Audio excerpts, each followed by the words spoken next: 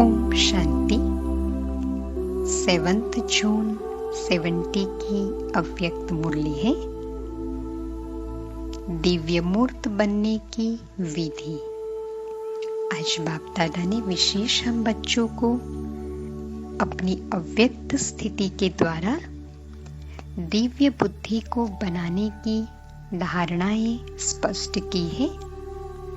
बाप दादा ने आते हुए ही बच्चों को कहा, बाप दादा भी नैनों का आधार लेकर देख रहे हैं। संकल्पों को कैच करने की प्रैक्टिस आप बच्चों को होती जाएगी तो संकल्प रहित भी सहज बन जाएंगे। बाप दादा क्या देख रहे हैं? क्या यही आप भी देख रहे हो? ज्यादा संकल्प तभी चलाने पड़ते हैं जब किसके संकल्प को परख नहीं सकते। संकल्पों को रीड करने की प्रैक्टिस होगी तो व्यर्थ संकल्प ज्यादा नहीं चलेंगे। सहज ही एक संकल्प में एकरस स्थिति में 1 सेकंड में स्थित हो जाएंगे। तो संकल्पों को रीड करना यह भी एक संपूर्णता की निशानी है। जितना जितना अव्यक्त भाव में स्थित होंगे उतना ही हरेक के भाव को सहज समझ जाएंगे। तो यहाँ बाबा हम बच्चों को अव्यक्त भाव में स्थित रहने का इशारा दे रहे हैं, जिससे किसी के भी संकल्प को हम रीड कर सकते हैं। अव्यक्त स्थिति एक दर्पण है। जब आप अव्यक्त स्थिति में स्थित होते हो तो कोई भी व्यक्ति के भाव अव्यक्त स्थिति रूपी दर्पण में बिल्कुल स्पष्ट देखने में आएंगे। फिर मेहनत नहीं करनी पड़ेगी। दर्पण को मेहनत नहीं करनी पड़ती है कोई के भाव को समझने की। तो जितनी जितनी अव्यक्त स्थिति होती है वह दर्पण साफ और शक्तिशाली होता है। भावों को स्पष्ट समझ सकते हैं, लेकिन इसके लिए 3 बातें आवश्यक है। सरलता, श्रेष्ठता और सहनशीलता। ये तीनों ही बातों में संपूर्ण बनना है। अगर एक भी बात की कमी है तो दर्पण पर कमी का दाग दिखाई पड़ेगा। इसलिए जो भी कार्य करते हो हर कार्य में 3 बातें चेक करो।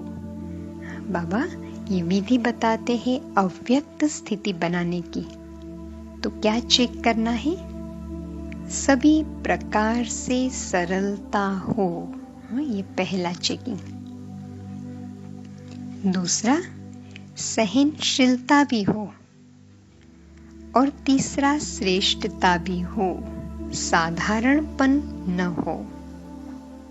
साधारणपन को श्रेष्ठता में बदली करो और हर कार्य में सहनशीलता को सामने रखो और अपने चेहरे पर और वाणी में सरलता को धारण करो। फिर देखो सर्विस व कर्तव्य की सफलता कितनी श्रेष्ठ होती है।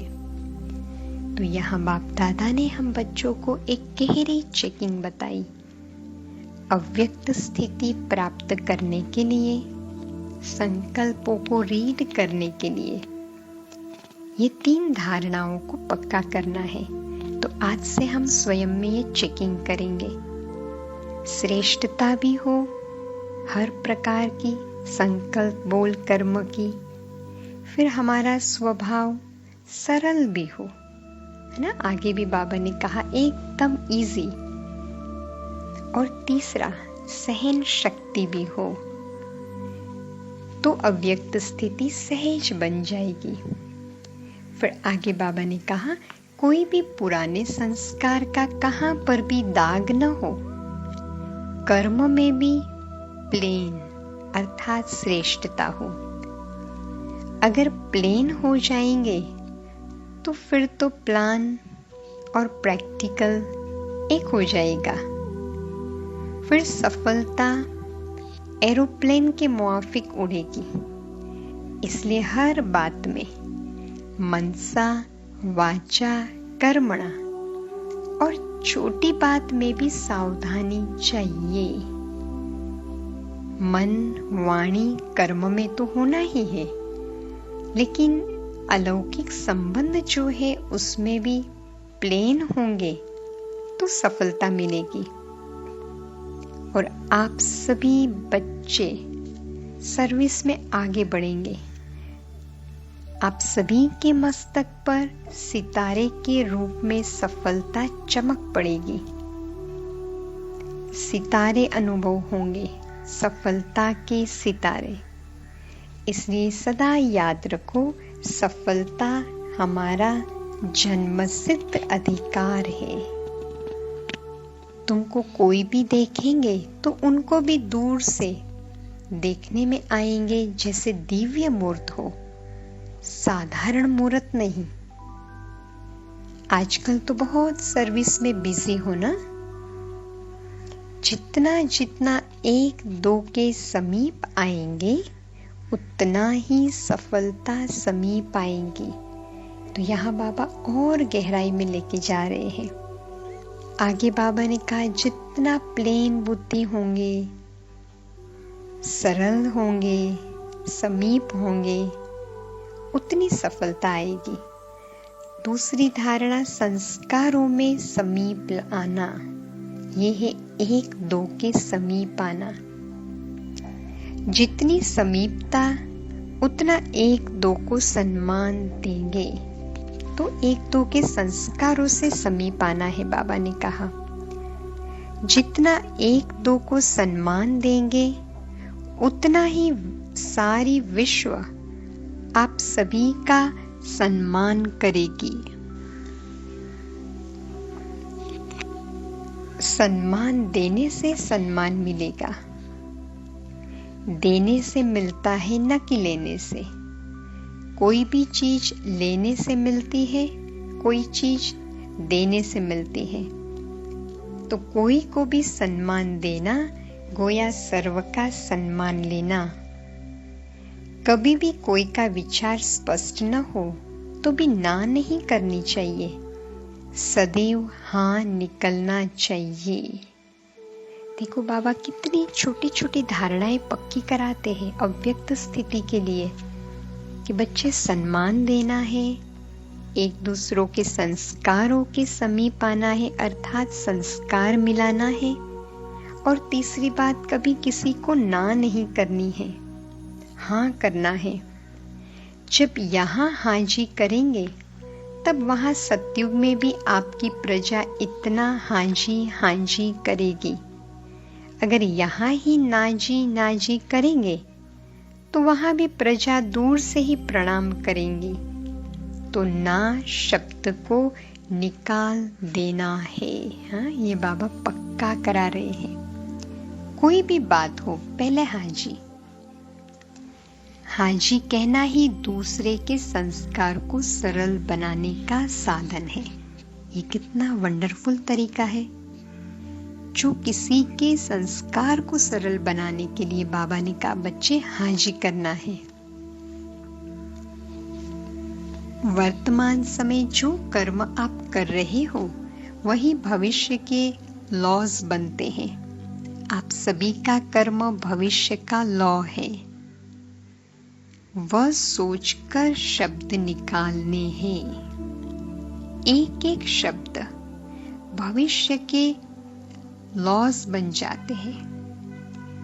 हर संकल्प भविष्य के लॉ बन रहे हैं। तो कितना ध्यान देना चाहिए।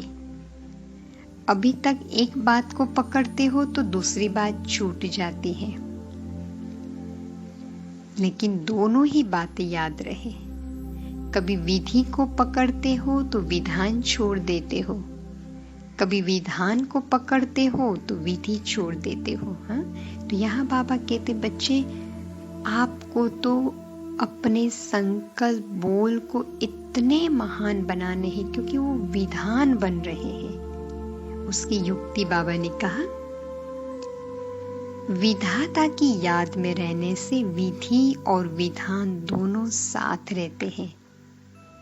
विधाता को भूलने से फिर कभी कुछ न कुछ छूट जाता है। तो अब दोनों साथ रहे तब सफलता का हार गले में आए। तो कितनी सुंदर शिक्षाएं बाबा ने हम बच्चों को दी। फिर बाप दादा पार्टियों से मुलाकात कर रहे हैं। बच्चों को कहा कि जितना अपने को सर्विस के बंधन में बांधते जाएंगे तो दूसरे बंधन छूटते जाएंगे। सर्विस करते रहो, बंधन होते हुए भी अपने को सर्विस के बंधन में जोड़ते जाओ। ये जोड़ना ही तोड़ना है। ऐसे नहीं सोचो कि बंधन छूटे तो सेवा करे। तोड़ने के बाद जोड़ना नहीं होता, जितना जोड़ेंगे उतना टूटेगा। अपने को सर्विस के सहयोगी बनाओ तो मौके भी मिलते जाएंगे। फिर बाबा ने कहा माताओं के संगठन में जाओ और वहां साधारण रूप से जाना है, गुप्त वेश में पांव रखो और फिर उनको परिचय दो, क्योंकि माताएं बिचारी बहुत सितम सहन करती है, आपको उसको बचाना है। फिर से बाप दादा ने बच्चों को अव्यक्त स्थिति के लिए इशारा दिया कि बच्चे अव्यक्त स्थिति का अनुभव होता है, एक सेकंड भी अव्यक्त स्थिति का अनुभव होता है तो उसका असर काफी समय तक रहता है। अव्यक्त स्थिति का अनुभव पावरफुल होता है।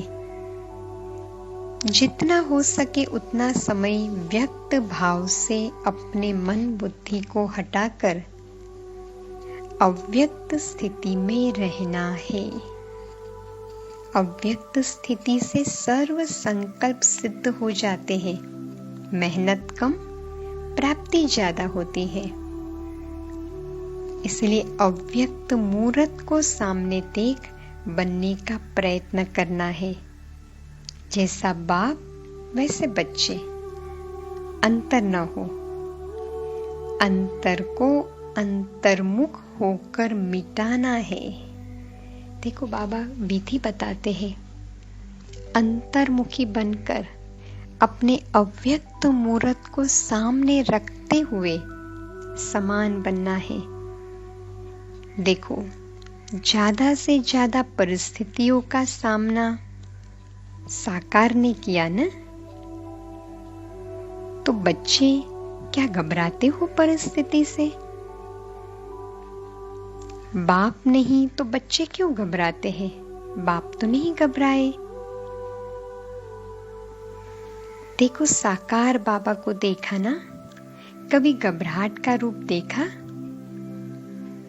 सुनाया था ना, सदैव ये याद रखो, स्नेह में संपूर्ण होना है, कोई मुश्किल नहीं। जब अपने आप को मिटा ही दिया फिर मुश्किल क्यों? मिटा दिया है ना, तो जितना अपने को मिटाना उतना ही अव्यक्त रूप से मिलना। तो देखो बाबा कितनी गहरी बात बताते, बच्चे अपने देहभान को कैसे मिटाना है। मिटाना कम तो मिलना भी कम। हाँ, जितना मिटाते जाएंगे व्यक्त भाव को उतना अव्यक्त में मिलन की अनुभूति भी करते जाएंगे। तो ये अटेंशन रखना है। फिर बाबा ने कहा अपने कल्प पहले के समाये हुए संस्कारों को प्रत्यक्ष करना है। अभी समाये हुए को प्रैक्टिकल प्रत्यक्ष रूप में लाओ। सदैव अपनी संपूर्णता का स्वरूप और भविष्य 21 जन्मों का रूप सामने रखना है। तो ये विधि बाबा ने आज बताई। जैसे हम 5 स्वरूपों की ड्रिल करते हैं ना, तो देखो बाबा ने कितना सुंदर एग्जाम्पल दिया कि कई लोग अपने घर को सजाते हैं तो अपने बचपन से लेकर भिन्न भिन्न रूपों का यादगार रखते हैं,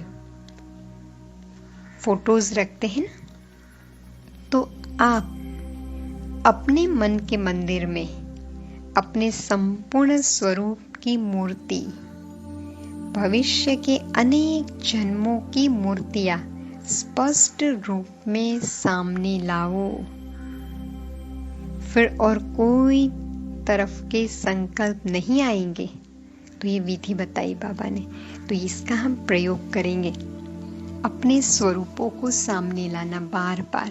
इसलिए देखो हम बच्चे 5 स्वरूपों का अभ्यास करते हैं ना, इस स्वरूप को सामने लाते हैं। तो इससे क्या होगा, कल पहले के संस्कार धीरे धीरे प्रत्यक्ष होते जाएंगे।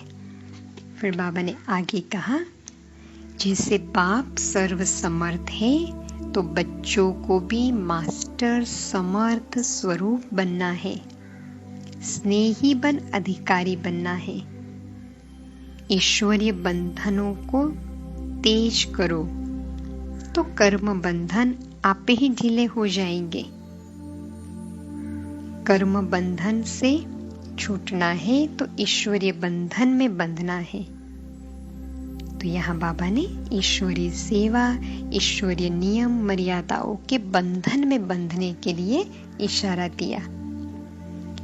फिर बाबा ने कहा, देखो बच्चे, बिंदु रूप में अगर ज्यादा नहीं टिक सकते हो तो इसके पीछे समय नहीं लगाओ। कई बच्चे कहते हैं ना, बाबा बिंदु रूप में नहीं टिक सकते। तो बाबा ने विधि बताई। बिंदु रूप में तब टिक सकेंगे जब पहले शुद्ध संकल्प का अभ्यास होगा। अशुद्ध संकल्पों को शुद्ध संकल्पों से हटाओ। जैसे कोई एक्सीडेंट होने वाला होता है, ब्रेक नहीं लगती तो मोड़ना होता है। बिंदु रूप है ब्रेक, अगर वह नहीं लगता तो व्यर्थ संकल्पों से बुद्धि को मोड़कर शुद्ध संकल्पों में लगाओ। कभी ऐसा मौका होता है जब बचाव के लिए ब्रेक नहीं लगाई जाती है तो मोड़ना होता है। तो कोशिश करो कि सारा दिन शुद्ध संकल्पों के सिवाय कोई व्यर्थ संकल्प न चले। देखो कितनी सुंदर विधि बाबा ने बताई। समर्थ संकल्प, मुरली की बातें, बाबा की पॉइंट्स, बस उसमें ही हमें बिजी रखना है अपने मन को। जब यह सब्जेक्ट पास करेंगे तो फिर बिंदी रूप की स्थिति सहज रहेगी। तो बहुत गहरी विधि आज बाबा ने स्पष्ट की। जितना समर्थ संकल्पों में रखेंगे मन बुद्धि को, तो धीरे धीरे बुद्धि बिंदु रूप स्थिति में एकाग्र हो जाएगी। तो आज बाप दादा ने बहुत गहरी बातें हमें पक्की कराई है। अव्यक्त स्थिति के लिए स्वयं को साफ दर्पण बनाना है। सरलता, श्रेष्ठता और सहनशीलता के द्वारा संस्कारों में एक दूसरों के समीप जाना है। हाजी का पाठ पक्का करना है। फिर बाबा ने कहा, बच्चे अपने भविष्य स्वरूपों को सामने लाना है। तो धीरे धीरे संस्कार इमर्ज होंगे और बाप के इतने करीब चले जाना है, मिट जाना है। जितना मिटेंगे उतनी अव्यक्त स्थिति का अनुभव होगा। इसके लिए अंतर्मुखी होकर धीरे धीरे बाप के संस्कारों के साथ समानता लानी है। जितनी समानता लाएंगे उतने समीप होते जाएंगे। और फिर बाबा ने कहा, बच्चे श्रेष्ठ संकल्पों में मन और बुद्धि को रखो, तो उससे स्वतः ही धीरे धीरे बिंदुरुक स्थिति आती जाएगी। और संस्कारों को प्लेन रखो, बुद्धि को भी प्लेन रखो, तो सफलता मूर्त बन जाएंगे। तो बाप दादा के ऐसी शिक्षाओं को बार बार हम स्वयं में पक्का कर दें, तो देखें स्वयं को इस स्वरूप में, मैं आत्मा दिव्य मूर्त हूं, अव्यक्त स्थिति में स्थित हूं, सरलता, श्रेष्ठता और सहनशीलता को धारण किए हुए सदा ही सर्व के समीप, संस्कारों के समीप अनुभव करें। सबसे मिलकर रहना है, हाँ जी का पाठ पक्का करते हुए। अव्यक्त स्थिति बनाने के लिए अव्यक्त बाप दादा को देखें, अंतर्मुखी बनकर बाप के समीप रहे। सारा दिन श्रेष्ठ संकल्पों में मन बुद्धि को एकाग्र रखे।